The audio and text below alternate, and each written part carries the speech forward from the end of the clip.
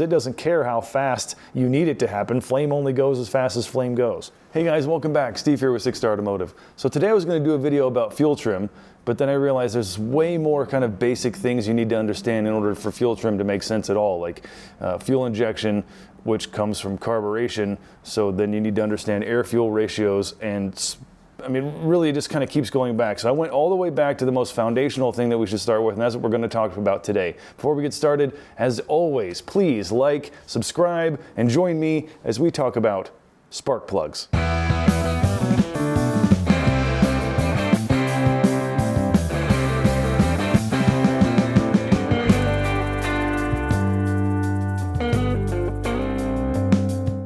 So spark plugs may seem like something that is really simple and really not that big of a deal, but these things are incredible. If you understand the science behind them, the history behind them, how they work, why they work, the complexity of the different types of spark plugs, the different kinds of metals that are used, and the electrodes, these things are crazy. I mean, people have spent their whole lives trying to make these things better, and they're just, I mean, they're amazing. So the first functioning spark plug was invented by a guy named Gottlieb Honnold.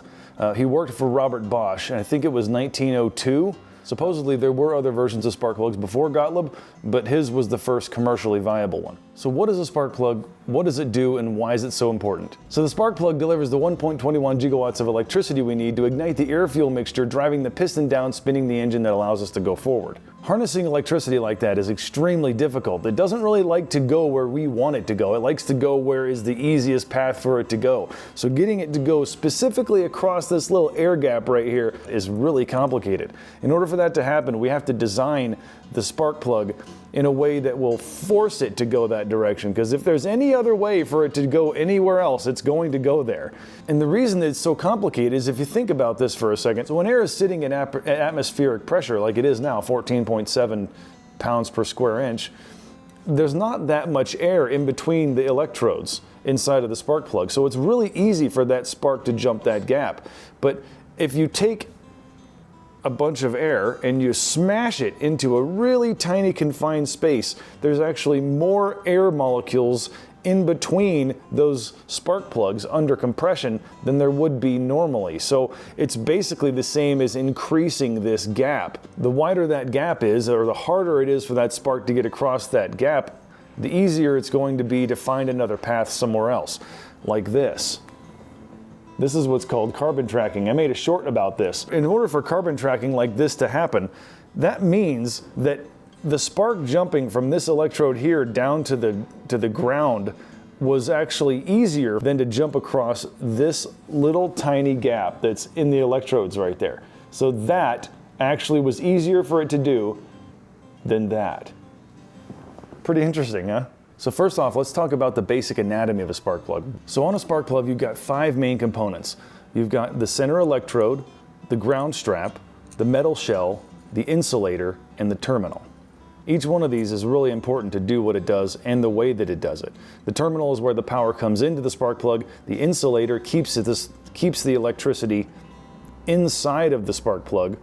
The steel shell is really cool. So it does actually a couple of things. Obviously, it holds the spark plug inside the cylinder with the threaded portion. It allows for a proper torque getting into the head. A really important thing that it does is allow heat dissipation, and I'll talk about that in a second. And then you've got the center electrode, which is attached to the terminal. It goes straight through the spark plug. And then you have the ground strap, which is connected to the steel shell on the outside. So the idea is that you need that electricity, that current, to flow from the terminal on the end through the center electrode and to the ground strap, but not anywhere else. So that way you can control it. It does that by a very specific gap. So the gap that is in between the ground strap and the center electrode has to be just right for the specific application of the engine. And it needs to be made out of the correct material. So I'll get to that in a little bit too, but just understand that those things are really important, and sticking any kind of just random spark plug in your car is not the best way to get the best performance and longevity out of your spark plugs, your engine, and your fuel economy. So what is heat range when it comes to spark plugs? That's a really important thing, and one of the reasons why these things are so specific to the application that you're trying to put them in. So the heat range of a spark plug is determined by the insulator inside of this steel shell portion. So if that insulator is longer and goes deeper inside the shell, then it will be a hotter plug. If it's shallow and allows for more surface area to be connected to the steel shell, that means it'll have more heat dissipation and it'll run the plug colder. The downside of running a plug too cold is that it can actually cause fouling.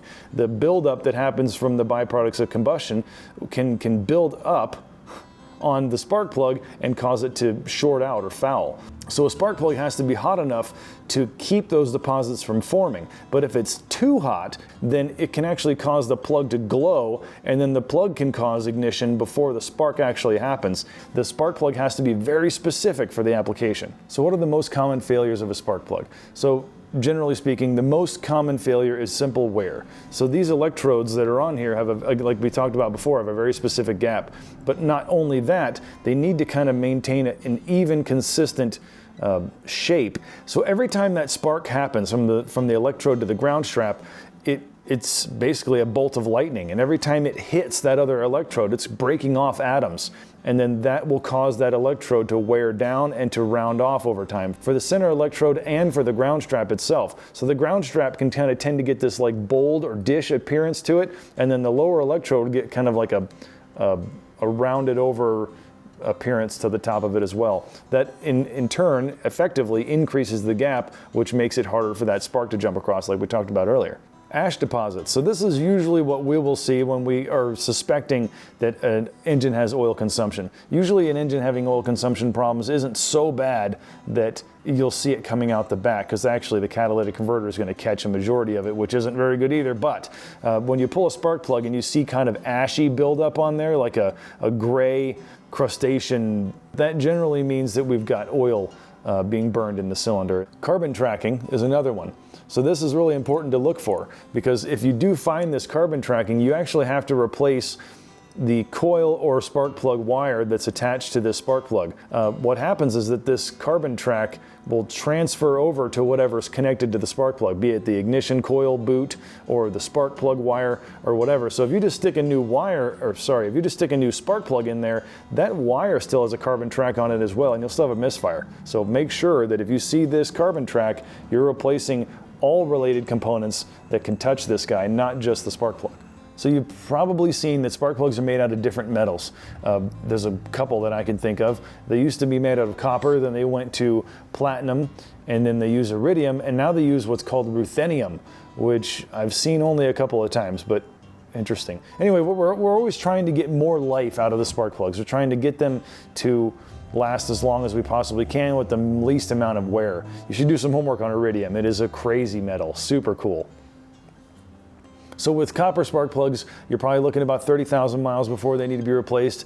Platinum around 60,000 miles, and iridium probably 90 to 100,000 miles. Maybe a little bit more, but probably best to stick around that 90 to 100,000 miles. So it's really, really important to use the spark plug that is designed for that engine, not just the one that the parts guys tell you is OEM for the car. Nonsense. Make sure that you do your own homework and you put in the spark plug. If you're going to have us do it, we'll take care of that for you. You don't have to worry about it at all. But if you want to try and do this on your own, do not just go to the parts store and let them tell you this is the OEM plug. No. It might be the OEM design, it might be OEM style, it might be OEM-ish, but it needs to be the plug that they put in that engine from the factory. The engineers actually build the combustion chamber around the spark plug that they're going to put in the car. So changing the spark plug changes the dynamics of the whole combustion process. Really important that that thing needs to be right. They can run funny and they can misfire and they can do all kinds of weird stuff. There's a lot more to this, like I've kind of been explaining so far. You're talking about flame front dynamics, your flame propagation. There's a lot of stuff that goes into making these spark plugs work, and they need to be just right. So ignition timing it has to be variable, and the reason it has to be variable is because as an engine spins faster, that spark and the flame that it propagates needs to happen, how do I say this? Because fire only travels as fast as fire travels, or the flame only propagates as fast as it will propagate. You can't have the spark at the same time at different engine speeds. If you have it too early, the explosion will happen as the piston's coming up, and you've got the piston coming up, the flame coming down, and bang! And that's called detonation, and that's how you bend rods and you break all kinds of engine components. Not good. You need that flame front to be happening as the piston is about to go down. If you do it too late, then you get no power because it's kind of chasing the piston, because it doesn't care how fast you need it to happen. Flame only goes as fast as flame goes. Again, if you think about how fast the engine's spinning, so in order to get it to happen at the right time, we have to advance the spark considerably, up to like 40 degrees before top dead center, in order to get it to happen at the right time. It's crazy. I love this job. Anyway, because we were going to talk about fuel trims and couldn't talk about fuel trims without talking about pulse width modulation, can't talk about pulse width modulation without talking about fuel injection, can't really talk about fuel injection without understanding carburation, and who cares how carburation works if you don't even understand combustion? So we're starting off with the basics. We'll work our way back up to this, but I really do want to get to fuel trim eventually because it's really, really cool. Anyway, thanks for watching, guys. I know this has kind of been a nerdy one, but you know, this is just, I love what I do and I love this stuff. And I really hope that this helps and understand that these little things aren't just junk that you stick in your lawnmower and they're just no big deal. They are very, very important, very complicated, very well engineered, and just amazing pieces of technology. So again, thanks for watching my videos. I've got a lot more, and I'm going to keep doing these things as long as you'll have me. So if you live in Sandpoint or ever come through Sandpoint, remember you can always come on by to experience the 6-star difference for yourself. So the spark plug generates the 1.21 gigawatts of electricity we need to ignite the air-fuel ratio mixture. I almost had it. As the engine spins faster, if that makes any sense.